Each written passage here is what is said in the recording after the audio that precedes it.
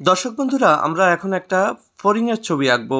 এরকম প্রথমে দুটো গোল দিয়ে ফড়িংয়ের দুটো চোখ এঁকে এভাবে চোখ দুইটাকে ভরাট করে দিতে হবে এবং এর পিছনে গোল করে একটু বড় করে ফড়িংয়ের মাথার পেছনের অংশটা দিতে হবে। এরপরে তার ল্যাজটা এভাবে এঁকে দিতে হবে এবং সেখানে কতগুলো এভাবে দাগ দিয়ে দিতে হবে।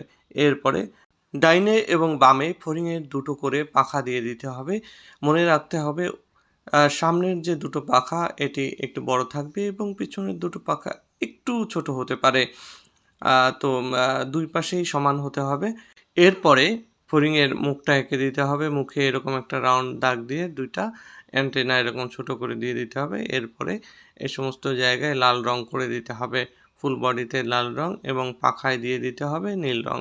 আমি নীল রং দিয়ে দিলাম এবং পরবর্তীতে দেখুন এই যে আরেকটি হাত সে আমাকে হেল্প